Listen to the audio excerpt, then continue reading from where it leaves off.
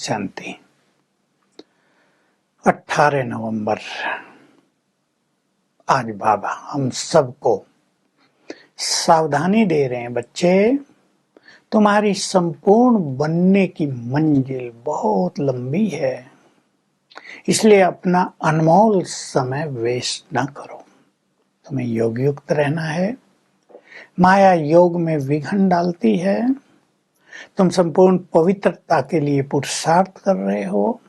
जब तुम संपूर्ण पवित्र बन जाओगे तो तुम पर डबल ताज आ जाएगा, लाइट का भी ताज आ जाएगा। लेकिन अभी ब्राह्मण बनते हैं, कभी स्थिति ऊपर नीचे, कभी छोड़ के चले जाते हैं, तो तुम्हें लाइट का ताज नहीं दे सकते।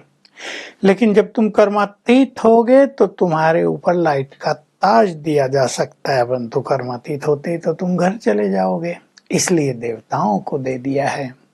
तो तुम्हारी मंजिल बहुत बड़ी है, भारी है। निरंतर योग युक्त होना, संपूर्ण पवित्र बनना, सारे गुण धारण करना। इसलिए बाबा कहते हैं तुम्हारा ये समय बहुत अनमोल है। तुम्हें सेवा भी करनी है और बच्चों को कहीं भी अहंकार नहीं आना चाहिए।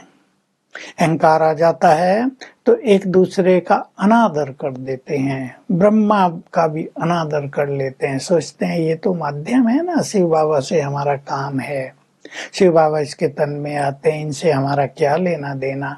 लेकिन बाबा कह रहे नहीं बच्चे, इनका अपमान करना माना शिव बाबा का अपमान करना। बाप की नजरों से एक बार गिर गए, ब्रह्मा की नजरों से गिर गए, तो शिव बाबा की नजरों से भी गिर गए। तुम्हें एक दूसरे का सम्मान करना, अहंकार नहीं आना चाहिए। हम बहुत होशियार हैं, बहुत बुद्धिमान हैं, बहुत सेवा करते हैं, ये तुम्हारे अंदर नहीं होना चाहिए। और फिर ब्रह्मा बाबा तो नंबर 1 सृष्टि की आत्मा, उसको लोग पहचानते नहीं थे तो इसलिए ऐसा वैसा बोल देते थे। नो, फर्स्ट नंबर शिव बाबा का है, हाईएस्ट ऑन हाई, और उससे नेक्स्ट ब्रह्मा है ना, श्री कृष्ण बनने वाली आत्मा। तो उनका अपमान मन में भी नहीं होना चाहिए, मन में बहुत बड़ा सम्मान उनके लिए होना चाहिए। फिर बाबा सेवाओं की उमंग दिला रहे हैं। बच्चे, त्रिमूर्ति, झाड़ और गोला, ये तीनों चित्र बहुत सुंदर हैं।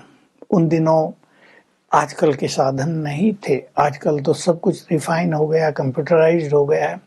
तब तो चित्र हाथ से बनते थे। बाबा कहते थे ऐसा कुछ करो कपड़े पर बन जाए, फोल्ड करके कहीं भी ले जा सको, क्योंकि थोड़े चित्र होते थे, लाना ले जाना पड़ता था उन्हें। तो बाबा कह रहे इस सीडी के चित्र पर तुम बहुत अच्छा समझाओ कि हम सभी देवी देवता थे। भारतवासी अपने धर्म को भूल गए, बाकी कोई अपने धर्म को नहीं भूला। तुम्हारा धर्म आदि सनातन देवी देवता था, ये फाउंडेशन है, ये तना है, वो तना ही सड़ गया है, सब अपने को हिंदू कहलाने लगे। तुम धीरे धीरे सीढ़ी नीचे उतरते आए हो। तुम डबल सिर ताजधारी थे, विश्व पर राज करते थे, लक्ष्मी नारायण का राज था, तो और देवी देवता भी थे साथ में, पूरी वंशावली थी। तो अब नीचे उतर आई सारी वंशावली। तुम्हें ये सब को समझाना है। जो महारथी बच्चे हैं, बाबा के बहुत सुंदर शब्द हैं, और तुम सबको बाबा के इस महान कार्य में मददगार बनना चाहिए। देखो, भगवान मदद कहता है करो मुझे, तन से, मन से, धन से। धन भी तो यहीं से दिलवाएगा वो। बाबा कहते तुम धन की चिंता न करो, सावल शाह की हुंडी भरती ही रहेगी। केवल सेवा की उमंग उत्साह रखो, सेवा की प्लानिंग करो, तो सब कुछ अच्छा होता जाएगा। तो ये सीढ़ी का चित्र बहुत ही सुंदर है, कैसे नीचे उतरती आई पूरी वंशावली। सतयुग में देवी देवता थे, 9 लाख थे शुरू में, तो बाकी सब आत्माएं परम धाम में थी, क्योंकि ये धर्म बाकी सब वहां होते ही नहीं। अब विनाश का समय है, फिर से देवी देवता धर्म स्थापित हो रहा है, तो बाकी सभी धर्मों की आत्माएं विनाश होकर परम धाम चली जाएंगी, और देवी देवता कुल की आत्माएं परम धाम से फिर देवलोक में, स्वर्ग में आ जाएंगी। विनाश तुम सामने देख रहे हो, बॉम्ब्स बन गए हैं। बाबा कह रहे विनाश की पूरी तैयारी हो गई है। लेकिन बहुत लोग इसको समझ नहीं पा रहे हैं। विनाश सामने है, बिल्कुल महाभारत युद्ध दिखाई दे रही है। तो उससे पहले तुम्हें बहुत श्रेष्ठ पुरुषार्थ कर लेना है और तुम्हें सबका कल्याण भी करना है। तुम ही सबके कल्याणकारी हो। जितना तुम दूसरों का कल्याण करोगे, तुम्हारा अपना भी बहुत कल्याण होता जाएगा। तो हम कल्याणकारी बने और ये संदेश सबको दें। उन दिनों बहुत उमंग दिलाते थे बाबा। झाड़ के चित्र पर यानी कल्प वृक्ष के चित्र पर, गोले के चित्र पर समझाओ, इनको बड़े बड़े बनाकर जहां तहां लगा दो तो लोग पूछेंगे ये क्या है। स्पष्ट समझ में आएगा देवी देवता धर्म की स्थापना निराकार परमात्मा स्वयं कर रहे हैं। तुम सभी को बहुत ईश्वरीय नशा रहना चाहिए। अगर एक ही बात याद रहे तो तुम्हें अपार खुशी रहे कि शिव बाबा से हमें कौन सा वर्षा मिल रहा है। आज इस पे चिंतन करेंगे, बहुत अच्छा। और जितना तुम सेवाओं में लगे रहोगे उतनी तुम्हारी खुशी बढ़ती जाएगी। दूसरा कल्याण होगा तो उनकी दुआएं भी तुमको मिलती जाएंगी। लेकिन राजधानी स्थापित हो रही है, बाबा जानते हैं। नंबर वार होंगे, कोई राजा रानी बनेंगे, कोई साहूकार प्रजा, कोई साधारण प्रजा, कोई दास दासी। इसलिए बाबा देखते हैं पुरुषार्थ भी सबका नंबर वार चल रहा है।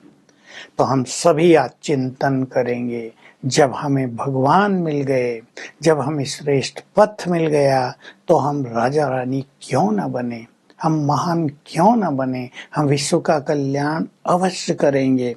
तो सारा दिन इस ईश्वरीय नशे में रहने का भी चिंतन बहुत अच्छा करेंगे। वरदान है, त्याग और स्नेह की शक्ति द्वारा सेवा में सफल होने वाले स्नेही और सहयोगी भव।